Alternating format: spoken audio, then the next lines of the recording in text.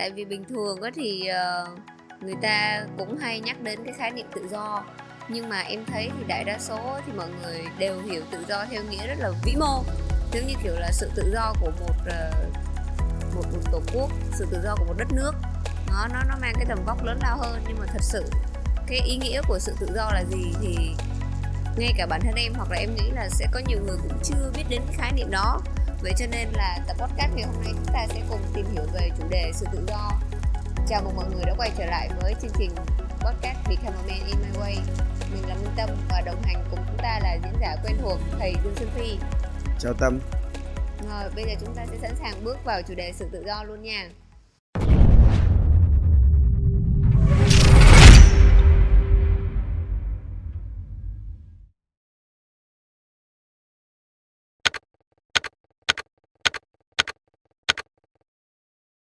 Cái điều đầu tiên đó mà em thấy là mọi người rất là hay nhắc về sự tự do, ngoài cái việc mà có mang ý nghĩa vĩ mô đó, thì bây giờ mọi người cũng quan tâm về cái sự tự do cá nhân nữa. Nhưng mà cụ thể ở đây sự tự do là gì thì thầy có thể giúp em định nghĩa lại được sự tự do là gì không? Tự do có nghĩa là không ràng buộc, không phụ thuộc vào bất cứ thứ gì bên ngoài. Tức là nó có nhiều cái sự tự do. Nhưng mà thầy chia sự tự do làm 3 dạng. Tự do về thân thể, hay còn là tự do về tâm, và tự do về trí. Trí ở đây là trí tuệ đúng không thầy? Đúng rồi, tự do về suy nghĩ của mình đó thì gọi là tự do về trí tuệ. Còn tự do về tâm tức là tự do về cảm xúc của mình. Còn tự do về thân có nghĩa là tự do về mặt thân thể của mình, không có sự phụ thuộc. Để giải thích nó dễ hiểu hơn thì như sau, có nghĩa là mức độ cơ bản nhất đó là sự tự do về thân thể. Có nghĩa là thân thể thuộc sở hữu của em, tức là không có ai có quyền xâm phạm cái thân thể của em. Thì đấy là mức độ cơ bản. Còn ví dụ như là giả sử một người nào đó mà vi phạm tội vào trong tù thì nó gọi là mất đi cái sự tự do về thân thể. Thì mức độ cơ bản nhất của sự tự do đó là sự tự do về thân thể. Sau đó đến level 2 của sự tự do, đó là sự tự do về trí tuệ. Có nghĩa là cái sự suy nghĩ của em nó không bị phụ thuộc vô cái môi trường bên ngoài. Thì lúc đó em có cái sự tự do về mặt trí tuệ. Có nghĩa là không bị ảnh hưởng bởi những cái quan điểm của những người xung quanh đúng không? Đúng rồi, có nghĩa là không bị ảnh hưởng bởi suy nghĩ của người khác, bởi hành động của người khác. Tức là cái suy nghĩ của em nó độc lập, nó không bị ảnh hưởng. Em có chính kiến riêng, em có lập trường riêng, em có suy nghĩ riêng của mình. Còn mức độ thứ 3 đó là tự do về cảm xúc. Tức là khi một người nào đó chửi mắng em chẳng hạn, nhưng nó không hề tác động đến cảm xúc của em, nó không có sự phụ thuộc vào đó, thì em đạt đến mức tự do về cảm xúc. Thì đó là mức cao nhất của sự tự do. Và khi em có cả 3 thứ thì em là một con người tự do hoàn toàn. Và khi em là một con người tự do hoàn toàn thì em sẽ có em mới đạt được cái sự hạnh phúc, gọi là hạnh phúc, luôn luôn hạnh phúc. Luôn luôn hạnh phúc, cái đó là về cảm xúc luôn luôn hạnh phúc. Đúng rồi em. Tức là lúc nào mình cũng cảm thấy rằng là bình an, an yên, thấy vui vẻ, thấy yêu đời. Thì vậy có nghĩa là một cuộc sống độc lập, không phụ thuộc thì đồng nghĩa với sự tự do. Như thầy nói, ví dụ như này, bây giờ em đi ra, tức là những con người của chúng ta, những cái người đang sống trong xã hội này, thực ra thì hầu hết toàn bộ mọi người không đạt đến mức tự do cảm xúc. Tự do. Ở các nước độc lập thì họ chỉ đạt tự do về thân thể thôi. Nhưng mà xong đến mức 2 là mức tự do về trí tuệ thì cũng rất ít người đạt.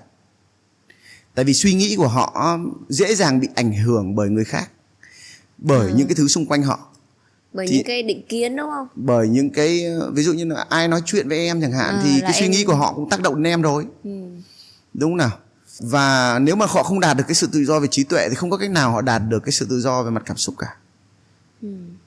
Thế nên là độc lập và tự do, độc lập là mức thấp hơn của tự do. Em hình dung nào? Độc lập có nghĩa là mình tự do một phần nào đó, nhưng mà mình không tự do hoàn toàn. Còn ví dụ như là một cái câu nói rằng độc lập, tự do và hạnh phúc chẳng hạn, thì đó là một trình tự. Và cái câu nói đó rất là chuẩn đó. Có nghĩa là lúc đầu em phải độc lập trước, sau đó em phải đạt được tự do. Sau khi có tự do rồi thì em hạnh phúc được. Tức là cái câu đó nó nói về cái khẩu hiệu, cái phương châm của cả một đất nước. Thì cái tự do ở đây là tự do về mặt thân thể em. Không bị ai kiểm soát cái thân thể của mình, sở hữu cái thân thể của mình. Là mình không giống như kiểu là mình không bị ngục tù lao lý, mình không bị xiềng xích bởi Đúng rồi, vật chất, đúng không? Cái cơ thể vật chất của mình, đúng không? Đúng rồi, kiểu như thế. Có nghĩa rằng là em có quyền tự do với cơ thể của em. Có nghĩa là em không bị một cái sự phụ thuộc nào đó vào một cái đối tượng khác. Nó giống kiểu như ngày xưa khi mà ông bà ta còn chiến tranh, đúng nào, thì chúng ta đâu có cái sự tự do về mặt thân thể. Đúng. Và nếu mà cái mức độ cơ bản nhất là không có sự tự do về mặt thân thể thì không thể có cái mức tự do về tâm trí cũng như là về cảm xúc. Đúng rồi em. Yeah. Thì chúng ta phải là một con người tự do về mặt thân thể trước đã. Vậy thì em có đọc được một cái câu ở trên mạng xã hội á, thì người ta nói là cái giá của niềm hạnh phúc là sự ràng buộc, còn cái giá của sự tự do là niềm cô độc. Vậy thầy nghĩ sao về cái việc cô độc này? Câu nói này sai bét em ạ. Sai bét. Đúng rồi. Câu nói này hoàn toàn sai. Em đọc lại câu thứ nhất đi, thầy sẽ giải thích cho em hiểu. Cái giá của niềm hạnh phúc là sự ràng buộc. Cái câu nói này nó là dành con gái nói. Đúng rồi đấy. Con gái nói, em hiểu không nào? Nhưng nó không đúng bản chất. Tức là ý nói là đối với con gái á, thì sự hạnh phúc của họ là có một gia đình, có một người chồng hoặc là có một người yêu. Thì đối với họ có nghĩa là hạnh phúc đối với họ là có một cái anh chàng ở bên cạnh họ, đồng hành với họ, thì họ coi đó là hạnh phúc. Nhưng mà đó không phải là hạnh phúc. Đó chỉ là một cái sự an ủi thôi, một cái sự khỏa lấp cô đơn thôi. Còn và người ta phát biểu rằng là sự tự do là trong ràng buộc, đúng không nào? Cái câu đó rất là vô lý luôn em. Cái hạnh phúc là trong ràng buộc. Đúng rồi, hạnh phúc là trong ràng buộc, đúng rồi. Tự do là trả giá bằng sự. Đúng rồi, cái câu đó là câu con gái phát biểu, nó không có chuẩn. Ok chưa nào? Đó chỉ là một quan điểm còn cá nhân. Câu thứ hai là câu em đọc lại câu thứ hai. Cái giá của sự tự do là niềm cô độc. Cái giá của sự tự do là niềm cô độc. Câu này cũng không đúng luôn. Tại vì ý họ nói rằng là những người tự do á, có nghĩa là họ thích làm gì thì làm. Đúng. Đấy không phải là tự do. Cách suy nghĩ đó không phải là tự do. Vậy thì cái tự do ở đây như thầy định nghĩa ban đầu với em á, tự do có 3 mức độ. Về thân, trí và tâm. Mức độ cao nhất là tự do về tâm. Thì họ nghĩ cái câu đó nó đại ý. Họ nghĩ rằng là câu này cũng là con gái nói luôn em. Có nghĩa là bây giờ mà nếu mà anh muốn tự do, có nghĩa là không ràng buộc bởi người phụ nữ nào, thì anh phải cô độc. Nên là hai cái câu này nó rất là buồn cười, nó không có đúng. Nó chỉ mang tính chủ quan và ở một cái góc nhìn nhận nhỏ hẹp mà của một người mà họ đang nghĩ là cái đó mới là hạnh phúc thôi. Đúng rồi, của phụ nữ nói.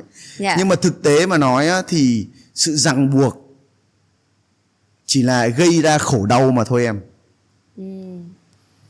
Sự ràng buộc chỉ gây ra khổ đau thôi. Làm sao mà hai con người họ đều tự do mà họ đều muốn sống bên nhau thì đó mới ok. Chứ còn bây giờ là họ ở bên nhau vì họ cần nhau. Khi nào mà họ không cần nhau mà họ ở bên nhau thì lúc đó hạnh phúc với viên mãn được.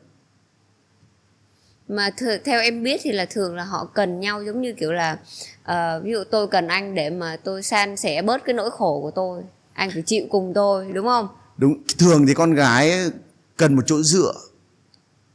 Một chỗ dựa về mặt tinh thần, một chỗ dựa về mặt tài chính. Nên là đấy là cái con gái cần. Chỗ dựa về mặt tình cảm. Đấy là cái thứ con gái cần. Thì còn đàn ông thì họ lại cần cái khác của phụ nữ. Ví dụ họ cần tình dục chẳng hạn. Họ thấy cô ấy xinh mà, em hiểu không? Thì bây giờ là hai cái mối quan hệ đó trao đổi matching với nhau thỏa mãn nhau về mặt cảm xúc. Thế nên họ đi đối với nhau, họ coi đó là một mối quan hệ.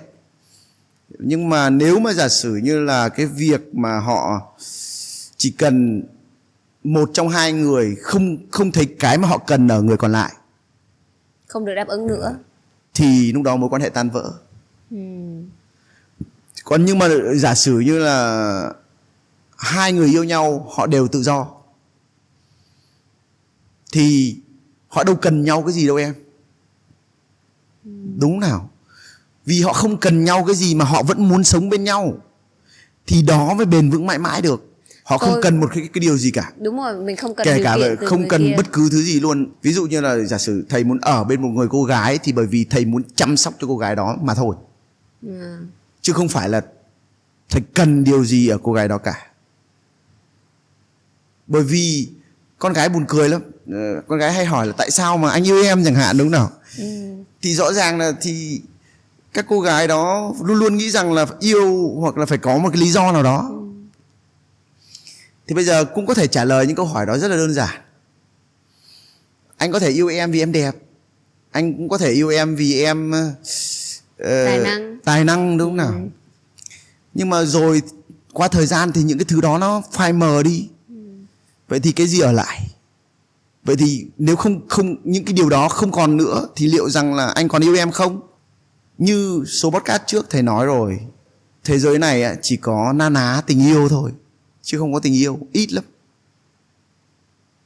Vậy là chứng tỏ cái việc mà họ ở lại với nhau và họ yêu nhau mà thật sự hạnh phúc á, là xuất phát từ mỗi người. Phải là cái mong cầu là được cho người kia cái tình đúng rồi, yêu thương, được cho phúc. Người kia chứ không phải là lấy đi người đó. Kia cái gì đó.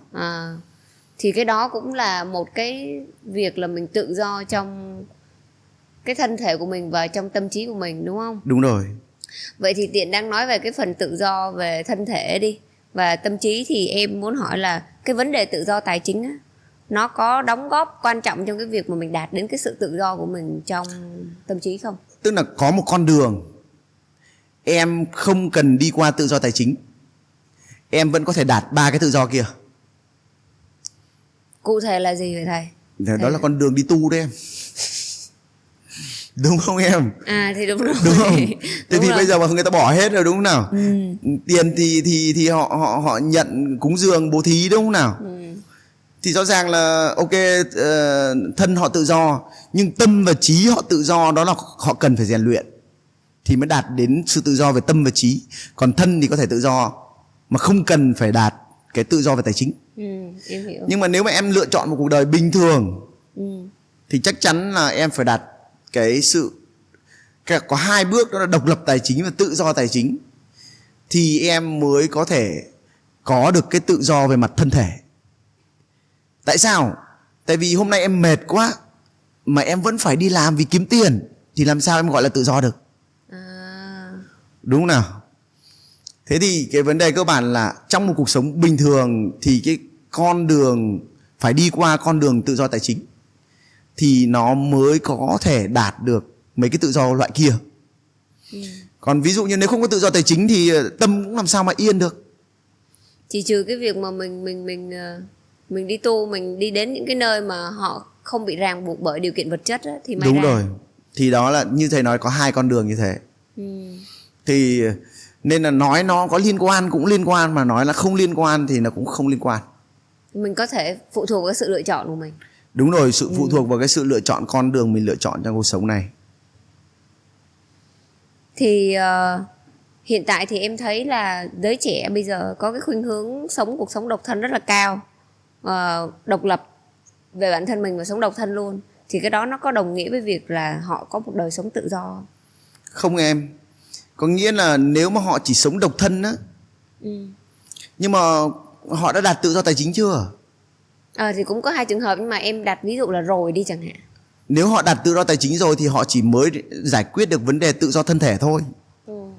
Ví dụ như họ quyết định rằng họ sẽ đi đâu, làm gì, đó là vấn đề của họ. Nhưng mà đạt về tự do về tâm và trí thì là câu chuyện khác. Câu chuyện đấy là câu chuyện của trí tuệ. Tức là bây giờ em biết là có rất nhiều người giàu, đúng không nào? họ có thể đạt tự do tài chính rồi, nhưng mà họ áp lực về cuộc sống,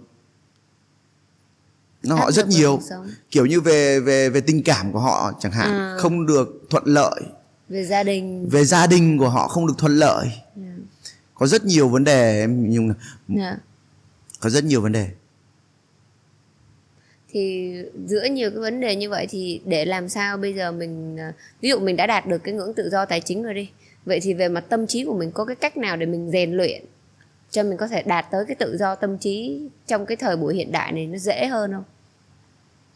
Trên cái hành trình phát triển bản thân của mỗi người á, thì cái trí tuệ của chúng ta sẽ phát triển theo thời gian. Thì đi kèm với sự phát triển trí tuệ ấy, thì cái tâm của chúng ta sẽ thay đổi theo thời gian. Và con đường nó rất dài em. Cái con đường phát triển trí tuệ và tâm và trí nó rất dài. Cái người có tố chất thì họ học nhanh, họ lĩnh hội được, thì họ dần dần buông được những cái dính mắc trong cái tâm của mình, thì họ sẽ đạt cái sự tự do nhanh hơn. Nói chung là mình cái mong cầu về cái việc là thuận lợi về mặt con đường á, thì đó là một cái tham. Thì cái điều đó nó cũng đã làm cho mình không còn tự do nữa rồi. Để có cái tự do á, thì chúng ta cần phải hiểu được rằng là chúng ta luôn luôn đi về phía trước và sẵn sàng đón nhận tất cả mọi thứ xảy tới trong cuộc đời của mình. Nó như thế nào thì chúng ta cũng đón nhận. Trong tinh thần dấn thân và sẵn sàng trải nghiệm đó, đúng không? Đúng rồi. Chúng ta ví dụ như là chúng ta có một cái mối tình đau khổ, nhưng mà không vì thế chúng ta sẽ không yêu nữa. Chúng ta vẫn yêu nữa, vẫn say đắm. Nhưng mà để cho cái đau khổ đó nó trải qua trong thân thể của mình và chúng ta không phản ứng với nó. Mình chấp nhận hả? Mình chấp nhận nó. Nhưng rồi mình buông bỏ cái cảm xúc đó ra. Có nghĩa là bây giờ theo cái cách em hiểu là để đạt được tự do về tâm trí thì ví dụ trong mọi trường hợp hoặc sự kiện thì em suy nghĩ tích cực. Có phải là như vậy không? Suy nghĩ tích cực nó không đạt được sự tự do về tâm trí. Suy nghĩ tích cực nó chỉ làm em có năng lượng trong cuộc sống này thôi. Còn để đạt sự tự do về tâm trí á, thì bước 1 là em phải đạt sự tự do về mặt trí tuệ đó. Em hiểu cái thế giới này nó vận hành như thế nào. Và khi em hiểu cái thế giới vận hành nó như thế nào á, thì em chấp nhận cái điều đó. Em không phản kháng với nó nữa. Và khi em không phản kháng với nó nữa thì cảm xúc của em nó không có trồi lên. Rồi nó bước sang cái ngưỡng thứ 3 là buông bỏ đó. Thì gọi là giải phóng với tâm. Mà mình đang tập trung vào cái việc mà được giải phóng về mặt trí tuệ, có nghĩa là mình không bị ảnh hưởng, hoặc là bản thân của mình phải có đủ cái suy nghĩ cũng như là cái nội lực, những cái kiến thức để mà mình không bị thế giới xung quanh xô ngã. Bây giờ thầy sẽ nói chút xíu về mặt trí tuệ. Trí tuệ ở đây không có nghĩa rằng em biết nhiều, em hiểu nhiều, em là người có trí tuệ. Không phải vậy. Cần phải hiểu rõ rằng trí tuệ đó thực sự là em có thể cảm nhận được cuộc sống này nó vận hành như thế nào. Cái đó nó hơi phức tạp. Thầy có thể cụ thể hóa nó bằng cuộc sống này vận hành như thế nào. Đúng rồi, ví dụ như này, ví dụ như giả sử cho em dễ hình dung nhá. Hay là em nghĩ tới cái quy luật nhân quả nhỉ? Thì đó cũng là một cái sự hiểu biết mang tính chân lý. Nhưng mà vấn đề của mọi người là họ hiểu cái luật nhân quả này á, là họ hiểu về mặt lý thuyết em. Nhưng nếu mà cho họ nhìn thấy cái luật nhân quả và họ cảm nhận được cái luật nhân quả thì họ sẽ thay đổi hoàn toàn luôn em. Tại vì cái đó có tác động về cảm xúc. Cái đó tác động về niềm tin. Tức là ví dụ như em nhìn thấy cái luật nhân quả vận hành. Thực ra Đức Phật khám phá ra luật nhân quả bởi vì ông ta quán tâm. Ông ta quán tất cả mọi thứ. Tức là quan sát tất cả mọi thứ.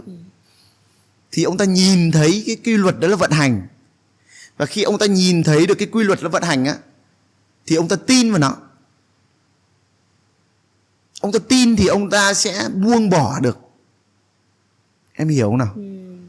Còn bởi vì chúng ta hay nghe về luật nhân quả, nhưng chúng ta chưa cảm nhận nó ở trong trái tim của chúng ta, và chúng ta chưa thực sự nhìn thấy nó vận hành như thế nào.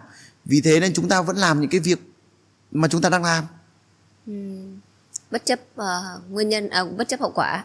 đúng rồi.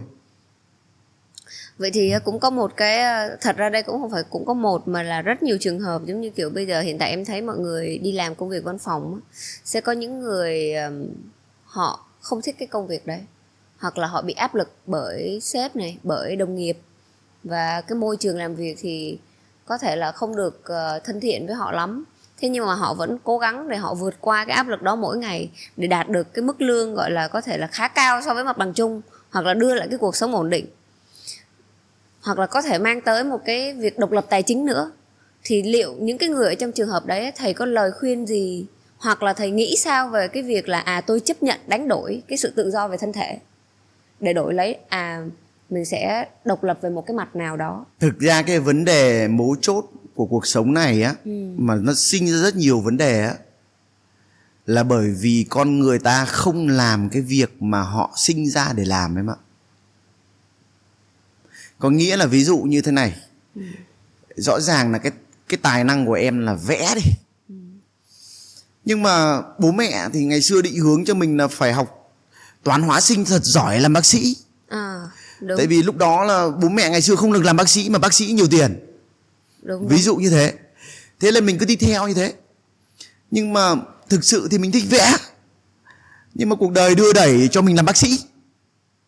Thế nên ngày nào mình cũng sống trong cái sự dày vò, là cái việc mình yêu thích thì nó lại không kiếm ra tiền, còn cái việc mình không thích thì nó lại kiếm ra tiền. Thì bây giờ phải làm thế nào?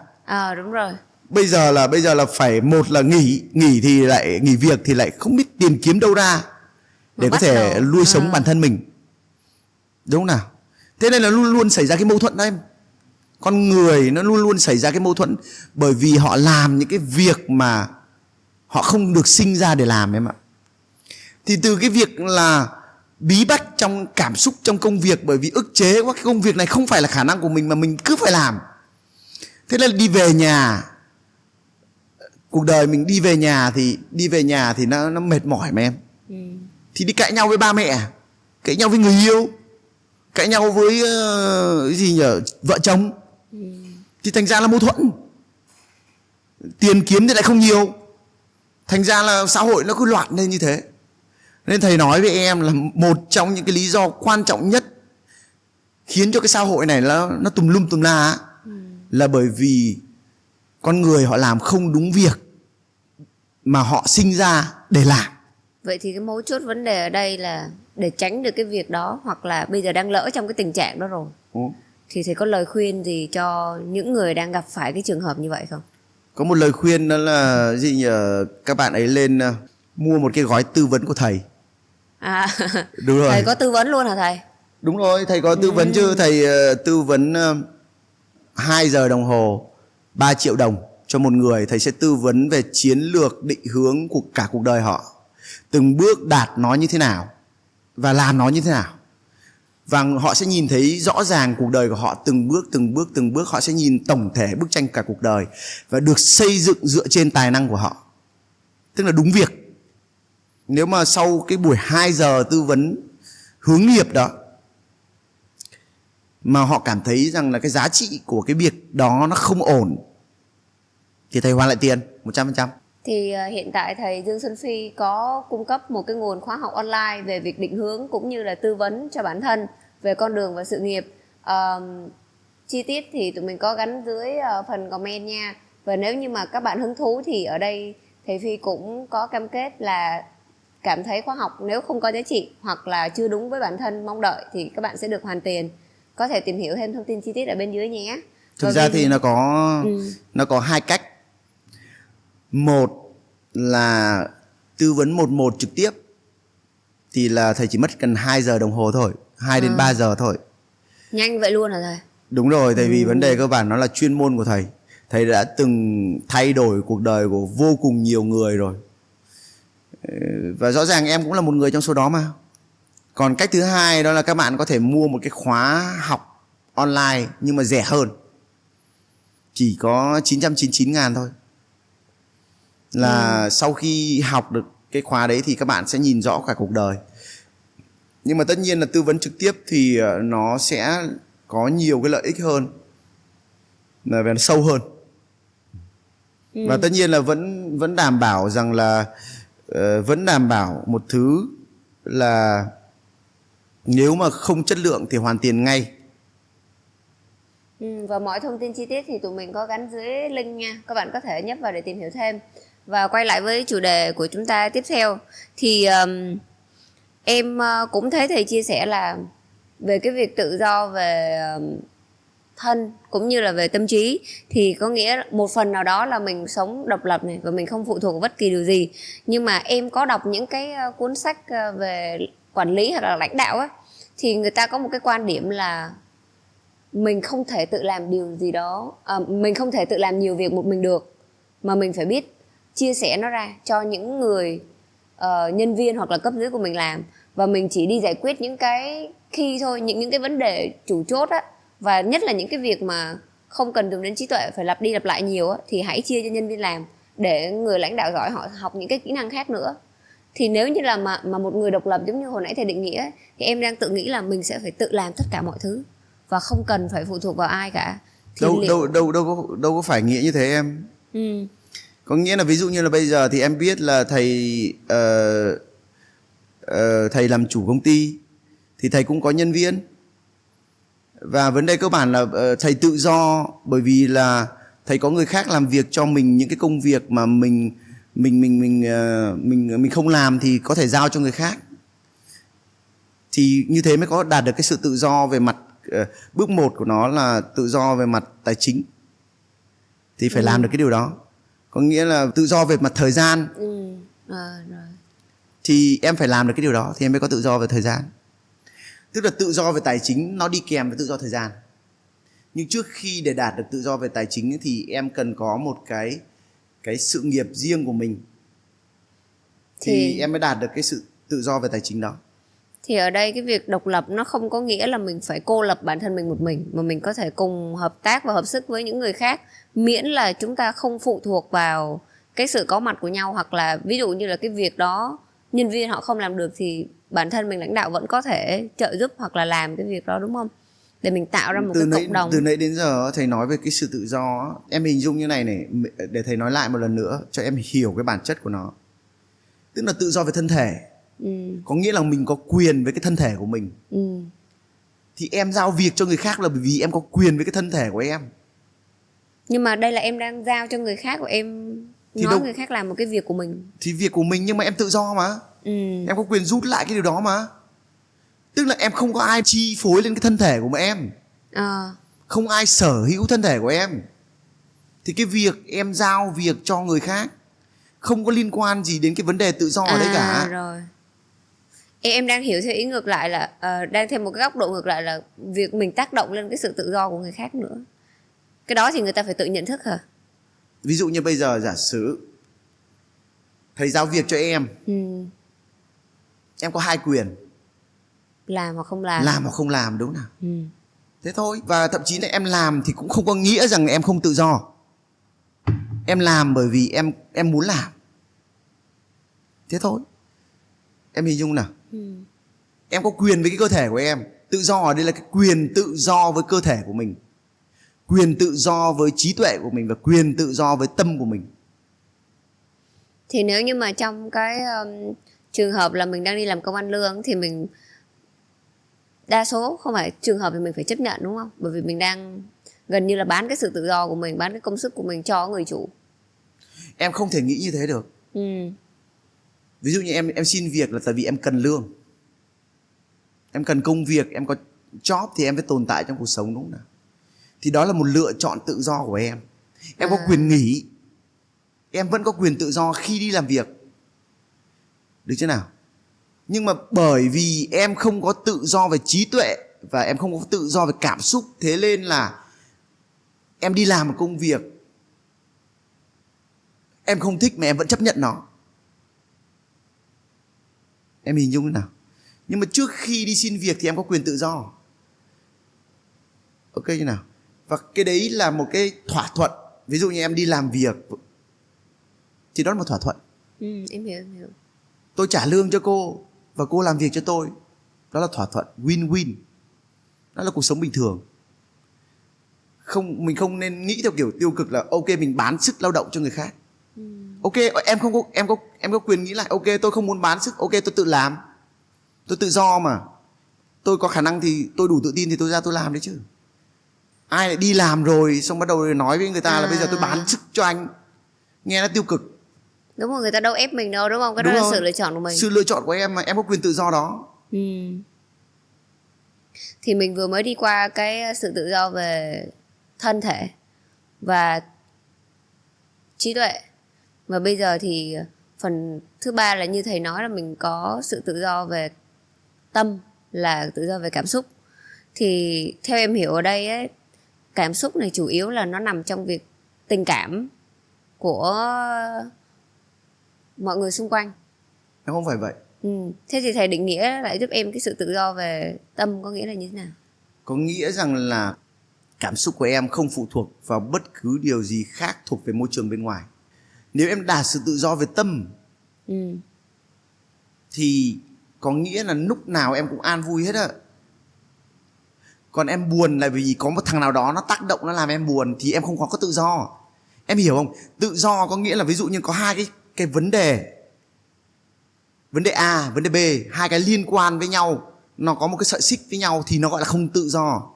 Còn nó không có sự liên quan nào nó gọi là tự do. Thì vì cái tâm của em nó được phản ánh bởi cảm xúc gì? Vui, buồn, đúng không? Giận dữ, đúng không nào? Hạnh phúc, đúng không nào? Đấy là cảm xúc của em. Được chưa nào? Và cảm xúc của em được sinh ra từ đâu? Được sinh ra từ suy nghĩ của em. Được chưa nào? Và suy nghĩ của em được sinh ra từ đâu? Từ việc em tiếp nhận những cái thông tin bên ngoài vào trong đầu của mình. Bây giờ mình nhìn cái mặt người yêu của mình thấy ông hôm nay buồn ghê. Đúng không nào? Thì xong bắt đầu là mình cảm thấy nó không biết là ông này có vấn đề gì với mình không. Thì lúc đó mình có buồn không? Thì mình buồn đúng không nào? Thì đó là mình có dính mắc với ông đó rồi thì mình không hề có tự do. Có nghĩa rằng là dù bên ngoài ví dụ ông đấy có vui hay buồn thì tâm mình vẫn an yên. Thì đó là sự tự do về mặt cảm xúc. Thế thì em cũng hiểu rằng là mình có thể tự tiết chế cái cảm xúc của mình để đạt đến cái tự do về mặt cảm xúc ấy. Thì giống như là trong một cái trường hợp, đương nhiên là mình sẽ luôn bị tác động ở thế giới bên ngoài, nhưng mà mình có quyền lựa chọn là mình sẽ phản ứng như nào với trường hợp đó. Thì có phải là như vậy không? Đấy chỉ là phản ứng thôi em. Cảm xúc của em á, cảm xúc của em nó tự sản sinh sau khi có suy nghĩ. Em hình dung nào? Em có thể kiểm soát hành động. Ví dụ như bây giờ một thằng chửi em có thể kiểm soát là em không phản ứng gì với nó. Nhưng tâm em vẫn khó chịu. Khi nào tâm của em không khó chịu với điều đó thì em mới tự do. Vậy thì cái cách để mà mình rèn luyện cho cái tâm của mình đạt đến cái ngưỡng tự do đó thì là có cách nào không thầy? Có cách rèn luyện nào không? Cách rèn luyện hay nhất đó là va vấp với áp lực nhiều lên. Nhưng mà ví dụ như là thằng nào nó chửi mình đúng không nào? Tâm nó trồi lên, khó chịu, bực tức, phản ứng chửi lại nghiền. Đúng không nào? Thì đó là một chu trình vận hành. Vậy thì bây giờ nó chửi mình, nhưng mà bây giờ mình không, tức là bây giờ bước 1 của nó là mình không phản ứng với mặt cơ thể. Bước 2 đó là cái gì nhỉ? Mình thấy cái tâm của mình nó nổi lên cái cảm giác sân si ấy. Như thế là mình quan sát thấy đúng không? Đúng rồi, mình quan sát thấy cái cảm xúc sân si ấy. Cứ để nó nổi lên. Em hiểu không nào? Cứ để nó nổi lên rồi để xong đó nó người bắt đầu lúc đó nó phừng nó khó chịu. Đúng rồi. Nhưng cứ để như thế, quan sát không phản ứng gì, tự nó dịu lại. Em hiểu không? Nó giống kiểu cảm xúc, nó giống kiểu như một vị khách ấy, tới nhà mình chơi. Mình đuổi nó đi á, nó sân si với mình thì nó lại càng khó chịu. Cứ để vậy, nó tự đi. Em hình dung nào? Thì mình cứ đối diện với áp lực như thế, sau đó mình buông bỏ cái cảm xúc của mình như thế thì càng ngày cái level của mình nó càng cao. Nó gọi là level buông bỏ, em hiểu không nào? thì lúc đó là dần dần là mình sẽ, cái tâm của mình nó bắt đầu tĩnh giữa dòng đời vạn biến này. Buông bỏ không phải theo giống kiểu như mấy ông đang dạy bây giờ đâu. Mấy ông đang dạy bây giờ ví dụ như là buông bỏ, ví dụ như là ông nghĩ rằng ví dụ như buông bỏ vật chất là buông bỏ, không phải vậy. Hiểu không nào? Buông bỏ ở đây là buông bỏ cái, có hai thứ buông bỏ, đó là buông bỏ cái sự phản ứng của cơ thể của mình và buông bỏ cái cảm xúc của mình, chứ không phải là buông bỏ cái vật chất bên ngoài. Các ông hiểu sai vấn đề rồi, các ông dạy rất là không đúng. Ví dụ như thầy sẽ giải thích sâu hơn một chút. Thế bây giờ các ông dạy là đừng có tham nữa, đừng có kiếm tiền nữa. Em không kiếm tiền sao? Nhưng mà kiếm tiền ở đây ấy, tham là tham cái tâm, cái khát khao có nhiều tiền để phục vụ lợi ích của ông. Đối với thầy chẳng hạn thì thầy đi làm một cái việc gì đó bởi vì mong muốn mang lại một cái giá trị nào đó cho xã hội, thì tiền nó chỉ là hệ quả thôi. Ok chứ nào? Nó không phải là tham cái đó, em hiểu không? Nó không phải là tham tiền. Ok chứ nào? Nó khác nhau. Rồi thì khi mà thầy đi thực hiện những cái việc là cung cấp giá trị cho cuộc sống này, thì tự nhiên bằng một cách nào đó tiền nó sẽ tới. Ok chứ nào? Và trong cái quá trình mà mình phục vụ, mình mang lại cái giá trị cho cuộc sống này, thì trí tuệ mình mới phát triển. Xong bắt đầu là trí tuệ mình phát triển, mình mới buông bỏ được những cái cảm xúc vớ vẩn của mình. Nên là cái con đường của các ông nói thẳng toẹt ra là con đường sai bét lét. Thì cũng có người này người kia đúng không? Con đường đó nó không phải là con đường đúng. Nhất là rất là nhiều người dạy về Phật Pháp bây giờ, nhưng mà nói thật với em rằng là họ không có trí tuệ, họ không có sự hiểu biết đủ sâu sắc. Nhưng mà những cái người thầy mà em thấy được chia sẻ, thấy trên TV họ chia sẻ hoặc là trên truyền thông họ chia sẻ, thì có những người họ cũng có những cái trải nghiệm thật của họ ở trên đời sống. Có những người là họ đã đi, ví dụ đi tu bụi chẳng hạn đi, thì những cái kinh nghiệm đó thì vẫn là những cái trí tuệ và những cái kiến thức chứ, đúng không? Mặc dù là ở một góc độ. Ý thầy nói là không phải tất cả. Mình phải khẳng định một câu như thế. Có người A, người B. Mình không thể vơ đũa cả nắm được. Em hình dung nào? Nhưng thầy nói có một số, tức là họ đi tu tập bởi vì họ quá áp lực về cuộc sống. Để có những lý do để trốn tránh. Họ trốn tránh, họ chạy trốn cuộc đời này chẳng hạn. Và cũng có nhiều người lười nữa. Và tất nhiên có nhiều người họ đi tu tập thật. Thì mình không thể vơ đũa cả nắm được. Nhưng mà thầy nói rằng là, tức là cái việc là cái con đường thực sự để tu tập ấy, đối với thầy, đó chính là con đường sống giữa cuộc đời này. Tại sao thầy lại có quan điểm đó? Để thầy giải thích cho nó dễ hiểu nhất nhá. Thế nếu mà giả sử như bây giờ em sinh ra em làm con người, mình cũng là một sự sống. Thì bây giờ có những thứ sinh ra làm cái cây, thì họ cũng là, cây cũng là sự sống. Thì nếu mà xét nào đó so sánh với cuộc sống của mấy nhà sư chẳng hạn, thì thầy nghĩ là lên sinh ra làm cái cây thì sẽ hay hơn làm con người. Tại vì con người nó có cảm xúc rồi có đời sống. Không, ý thầy nói là ví dụ như bây giờ họ đang sống trong một cuộc đời này, nó rất là áp lực, rất là khó khăn, rất là mệt mỏi, đúng nào? Xong bây giờ họ đi tu tập, họ đi sống ở ẩn chẳng hạn, họ tìm lý tưởng giác ngộ chẳng hạn. Nhưng mà vấn đề ở chỗ là vậy thì cái cuộc sống đó nó có khác gì cái cây đâu. Thì tại sao mình không sinh ra một cái cây đi, mình sinh ra làm con người thì phải có lý do khác chứ em. Em hiểu quan điểm của thầy. Em hình dung nào? Phải có lý do khác, đấy là cách lý giải đơn giản nhất. Đồng ý không nào?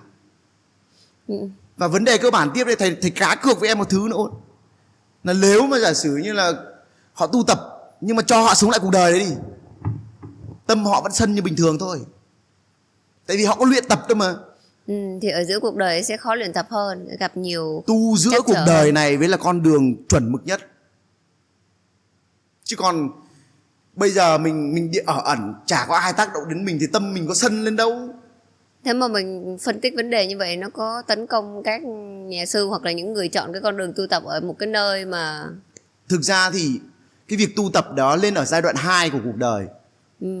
Có nghĩa là ok, mình phải tranh đấu với cuộc đời một thời gian rồi. Khi mà mình đã đạt được thành quả nhất định rồi đúng không? Mình đã đạt được những cái thành quả nhất định để mình hiểu sâu sắc hơn về cuộc đời này, mình có tự do về tài chính rồi thì mình mới buông bỏ được. Mình mới hiểu cái cảm giác buông bỏ đó. Chứ mình có cái gì trong tay mà đâu mà mình buông bỏ. Không nói về mặt vật chất, chỉ đang nói về mặt gọi là cảm xúc. Tức là mình đã có những cái đau khổ đâu mà mình biết cái buông bỏ cái đau khổ đó. Thường thì em thấy là người ta cũng tìm đến những cái con đường tu tập, hoặc là ý là thường thì em thấy thôi nha, trong cái trường hợp là hoặc là họ đã gặp một cái biến cố gì đó trong cuộc đời, hoặc là cái cuộc đời của họ cũng chất chứa rất là nhiều nỗi đau, nên họ mới tìm đến cái con đường buông bỏ và tu tập đó. Thì đại đa số em thấy như vậy. Nhưng mà em có thể hiểu cái quan điểm là tu giữa đời, giống như là thầy nói, thì đó là quan điểm của thầy Dương Xuân Phi, cũng như những chia sẻ sâu sắc về sự tự do và những cái ngưỡng tự do mà mình có thể đạt tới, đó là thân thể, trí tuệ và tâm hồn của mình. Và tập podcast ngày thứ 8 xin được kết thúc tại đây. Cảm ơn sự chia sẻ của thầy Phi và tạm biệt các bạn. Hẹn gặp các bạn vào tập sau nhé. Xin cảm ơn mọi người.